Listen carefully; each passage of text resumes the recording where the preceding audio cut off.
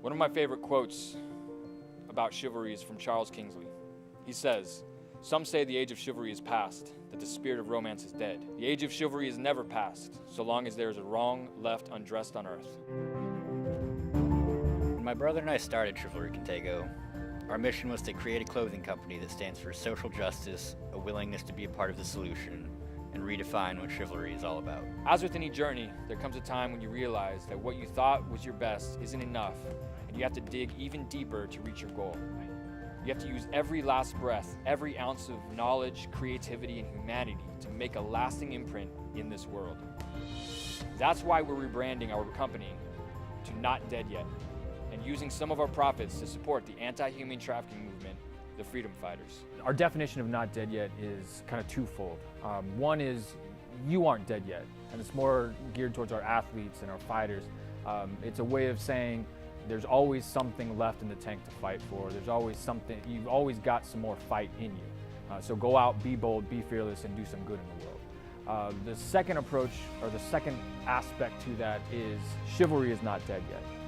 Honesty, honor, loyalty, and valor, these values are not dead yet. Human trafficking is an issue to me because it targets those who can defend themselves the least. And another aspect of it that really speaks to me, being a veteran, is that ISIS makes $3 million a day on human trafficking, extortion, and oil. Our new mission is to create an apparel brand that raises awareness to wrongs that need to be righted in our world, and to benefit those on the front lines fighting for what's right. When we started learning more about human trafficking and how common it is in the United States and around the world, it just pissed us off. No child should have to go through that horror, and good people know this. We realized that we could bring together this amazing network of men and women we know, people who live their lives on the edge with courage and purpose, and create this anti-human trafficking movement through our clothes. It hits on a personal level for me because I have 3 daughters, so to think that they could be in that situation is, really scary to me, and to know that it's actually a serious thing that's happening locally right here, and then globally too. So to think that it's something that could actually happen just scares me. It gets a lot of young people involved with the clothing and everything, and I think being able to be a part of this and wearing it around throughout town, people are going to come up to you and ask, "Hey, why are you wearing that? What's your shirt about?" I love the fact that it's, this line is by fighters, for fighters, and at the same time we're promoting a good cause, fighting for freedom. We're really hoping that with the Not Dead Yet apparel, we can reach out to these young people who've been so abused and neglected for so long, and we want to give them hope. We want to let them know that they're not alone, that we're standing with them. And that it's not just church moms and it's not just celebrities who are fighting for their freedom. It's actual fighters. It's MMA fighters, it's Muay Thai fighters, it's Brazilian Jiu-Jitsu athletes, and it's veterans that are taking a stand and fighting for them. And we also want to kind of freak the pimps out a little bit. We want them to be a little scared that you got a bunch of tattooed, tough SOBs that are going to stand up for these girls and these young boys who have been trafficked. By wearing our clothing, they are showing themselves in the world that, they're striving for more. They're going out, they're not giving up on themselves or others. With your donation to our Kickstarter, your money will go directly towards creating a brand that is all about raising awareness for social justice issues. Specifically right now with the Freedom Fighter movement, we are looking to target human trafficking in the North Texas area. Your donation will pay for a promotional video that we will be sending out in media kits to try to raise awareness for the issue. Your donation will also help raise funds to produce t-shirts, hoodies, hats, rash guards, fight shorts, and gi patches that we can put on fighters and on athletes to raise awareness and get in front of people and make this a movement versus just a clothing company. There are 2 freedoms: the false, where a man is free to do what he likes; the true, where he is free to do what he ought.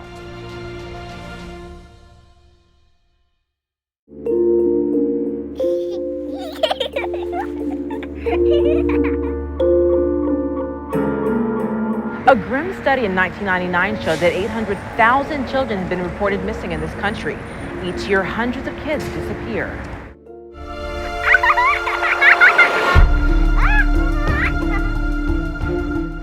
I started to think about this epidemic problem and I got angry, and then I thought, what can I do to make a difference? My show Snatch will be dedicated to telling the stories of those missing children on a national level. The cases local news stations don't have time to cover, we will. Snatched has the power to bring a missing child home or give a grieving family the closure it needs. Please help us help them.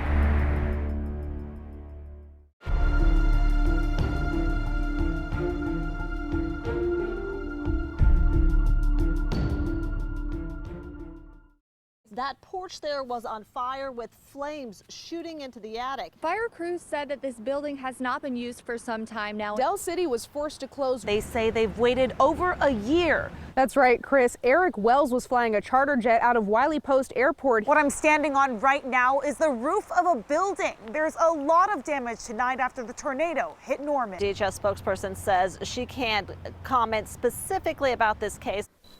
Jesse Newell's portraits started focusing on patriotism a few years ago.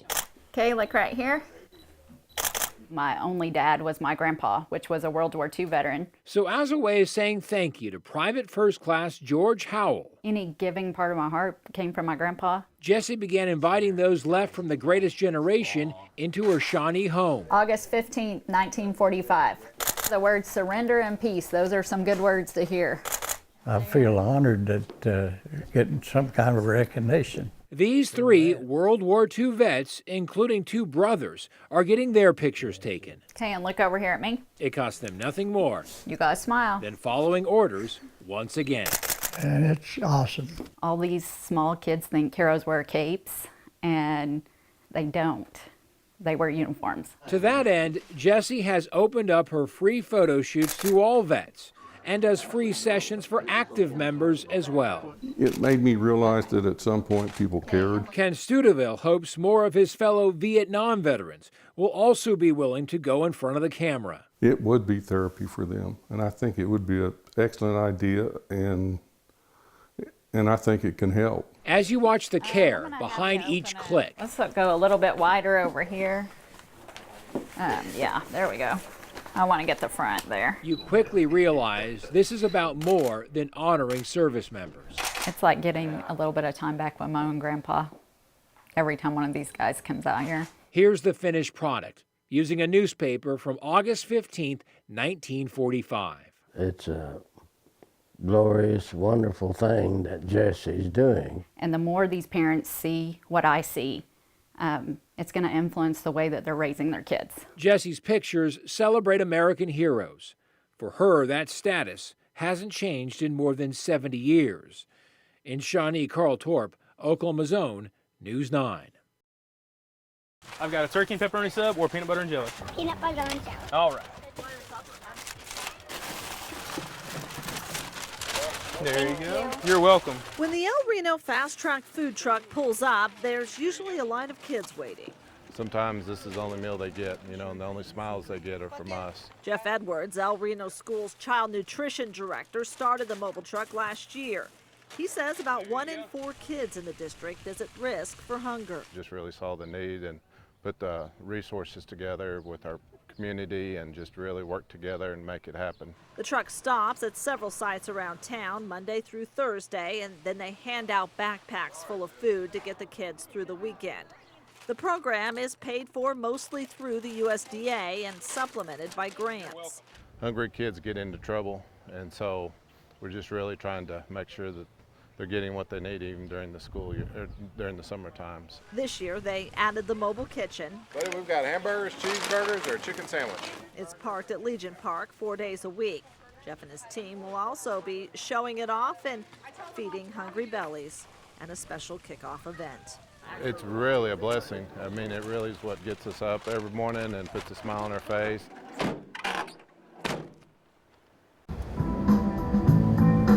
At the underpass of Main Street, the music helps kind of drown out some of the background noise. With traffic buzzing by, just reminds me of like living in a city. Artist Chris Canaley. It's all freehand. Lets his unique shapes and vivid colors glow. The work already gets glances. I think it's kind of cool. I think it's fun. But gazes are sure to come when all 10,000 square feet, including 45 pillars, are brought to life. We got, big suns and we've got boats and birds. A lot of people describe the work as kind of fantasy lands. Canaley says the mural's inspiration came from his travels abroad, but there are hints of his childhood. It looks kind of like 8-bit, Super Mario Brothers land. And his home. The Heartland. This is the third underpass mural you'll find as you enter Bricktown from the west. Public art is a great tourism beacon. But creating one from 800 cans of spray paint is no easy task, even with the help of 2 other artists. Arms definitely get fatigued. Canaley, though. My father was an illustrator and graphic designer. Who hopes to be done in 2 weeks, learned long ago sacrifices come with a job like this, especially when giving the city its newest landmark. As a native Oklahoma, to have this opportunity to, put my thumbprint on downtown is an honor. Who's going to cook for you when you graduate? Myself. That's right. Who's going to cook for you? Definitely me. In this cramped classroom at Deer Creek High School, You just need 1/2 cup, okay. these special needs students are learning Eggs, how many? life skills. Just those skills to get you through day-to-day life. Jeff McMillan heads up the program that already has the key ingredients. I'm proud of you. You've done a good job. But the planned transition house would take it all to the next level, with a bedroom, laundry room, even garage, where students would learn to live on their own. And that's our ultimate goal.